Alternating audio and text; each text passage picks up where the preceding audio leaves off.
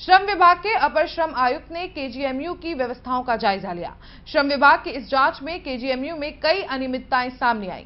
अपर श्रम आयुक्त ने कहा कि केजीएमयू में संविदा कर्मियों का शोषण किया जा रहा है। उन्हें निर्धारित दर से कम मानदेय दिया जा रहा है, जो संविदा अधिनियम का उल्लंघन है। अपर श्रम आयुक्त ने कहा कि प्रिंसिपल एम्प्लॉयर का भी रजिस्ट्रेशन नहीं है। केजीएमयू में मेन पावर सप्लाई करने वाले एक भी कॉन्ट्रैक्टर रजिस्टर्ड नहीं है। हॉस्पिटल में परमानेंट स्टाफ की जगह पर भी संविदा कर्मियों से ही काम कराया जा रहा है, जिसके बाद श्रम आयुक्त ने कंपनी के संचालकों को तलब किया है। केजीएमयू में करीब 10 कंपनियों के जरिए 5000 से ज्यादा नर्सिंग कर्मी, सफाई कर्मी, सुरक्षा कर्मी सहित अलग अलग कैडर के कर्मचारी काम करते हैं।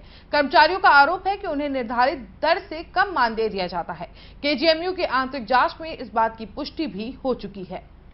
समस्या आज की नहीं है, समस्या काफ़ी दिनों से चली आ रही है। संगठन इसके लिए कर्मचारियों के प्रति हर वक्त रातों दिन एक कर रहा है और जितने भी संगठन के हमारे पदाधिकारी हैं, हमारे प्रदेश अध्यक्ष जी सब लोग निरंतर इसके लिए हम लोग प्रयासरत हैं। लेकिन यहाँ पे जो है बिल्कुल से दादागिरी चल रही है। केजीएमयू प्रशासन प्लस में जो एजेंसी के मालिक हैं, इन लोग का सीधा ये फंडा है कि पूरा पैसा ये हजम करते हैं कर्मचारियों का, और नीचे से लेके ऊपर तक का पूरा शोषण किया जा रहा है सभी कर्मचारियों का हमारे।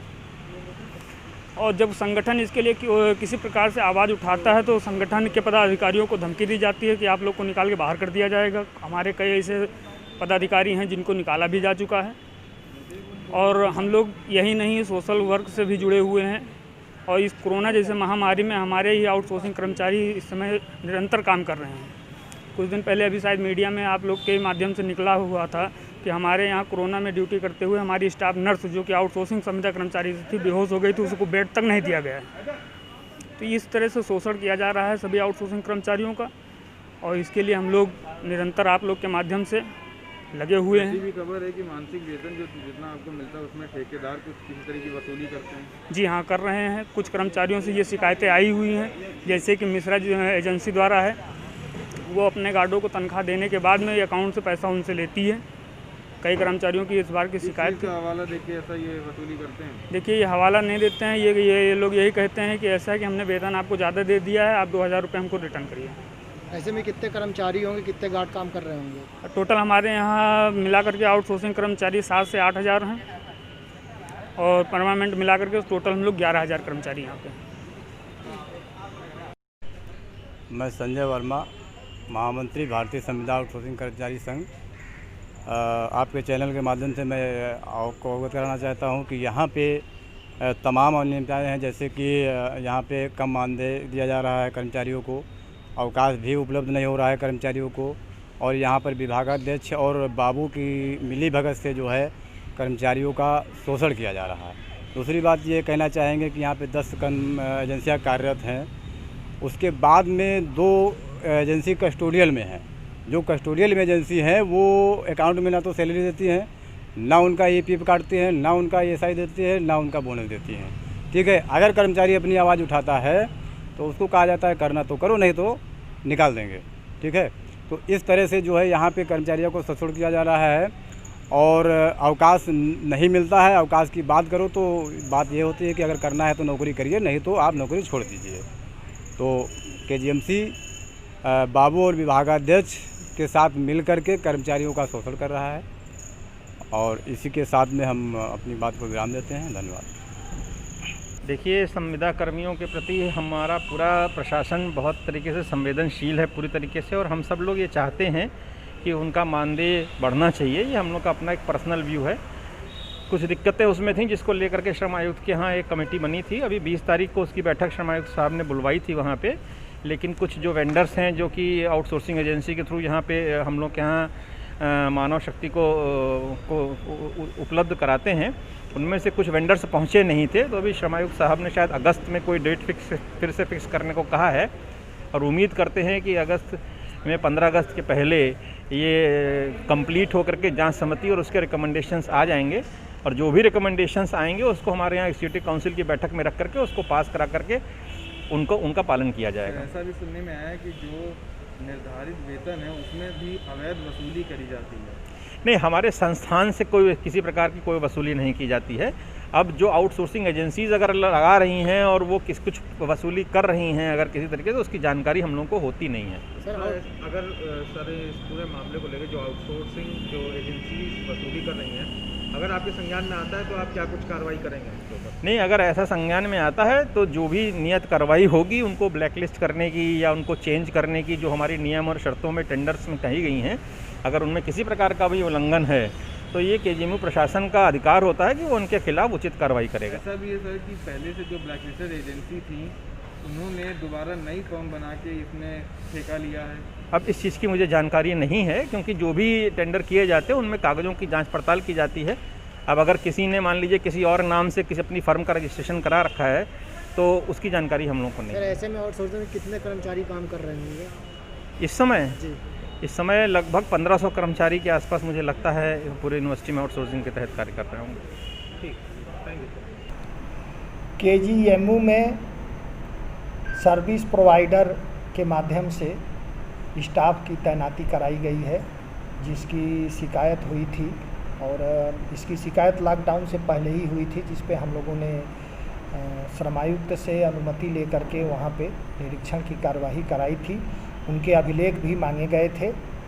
अभिलेखों को देखने से यह पता लगा कि जो उनके मेडिकल स्टाफ हैं वो उनकी जो न्यूनतम वेतन है जो कुशल श्रमिकों की, उसके हिसाब से उनको वेतन मिल रहा है। बोनस की ज़रूर प्रॉब्लम उठी थी। बोनस पे 8.33% जो न्यूनतम बोनस है वो उन कर्मचारियों को दिया जा रहा है। कभी कभी बीच में यह प्रॉब्लम आई है कि समय से वेतन नहीं दिया गया, उसके लिए निर्देश दिया गया था कि इनको समय से वेतन उपलब्ध कराया जाए। इस बीच अभी शिकायत पे लॉकडाउन के बाद सरकार का यह निर्देश है कि लीगल कार्रवाई से बचा जाए और प्रयास ये किया जाए कि पक्षों को बुला करके समस्याओं का समाधान कराया जाए। इस पे नोटिस जारी करके उत्तर प्रदेश औद्योगिक विवाद अधिनियम के अंतर्गत वार्ता की कार्यवाही प्रारंभ कराई गई। अभी एक डेट 20 जुलाई को पड़ी थी, जिस पे दोनों पक्ष आए थे। इसमें यह तथ्य सामने आया कि इनके यहाँ 10 कॉन्ट्रैक्टर हैं, लेकिन जो संविदा अधिनियम है, कॉन्ट्रैक्ट लेबर एक्ट है, उसके हिसाब से नियमों का पालन इनके यहाँ नहीं हो रहा। प्रिंसिपल एम्प्लॉयर का रजिस्ट्रेशन नहीं है, जो कि केजीएमयू को खुद कराना चाहिए। दूसरे जो इनके कॉन्ट्रैक्टर हैं, ये कॉन्ट्रैक्टर एक भी रजिस्टर्ड नहीं है, जबकि इनको अपना लाइसेंस लेना चाहिए। इनको जब लाइसेंस मिलेगा, इनकी आरसी होगी, तभी ये अपना मैन पावर सप्लाई कर सकते हैं। मैन पावर सप्लाई के लिए भी जो शिकायत करता है उनका कहना ये है कि जहाँ पेरेनियल नेचर के काम होते हैं वहीं पे उनका एम्प्लॉयमेंट होना चाहिए, लेकिन यहाँ परमानेंट स्टाफ की जगह पे भी कॉन्ट्रैक्ट के वर्करों से ही काम कराया जा रहा है, जो कि वैधानिक रूप से गलत है। उस पे अभी एथेंटिक जो उत्तर है वो केजीएमयू की ओर से आना है, इसलिए अभी उस पे कोई कार्रवाई नहीं की गई है। लेकिन जो उल्लंघन पाए गए हैं उस पे ऑलरेडी वार्ता में उनके संज्ञान में ले दिया गया है।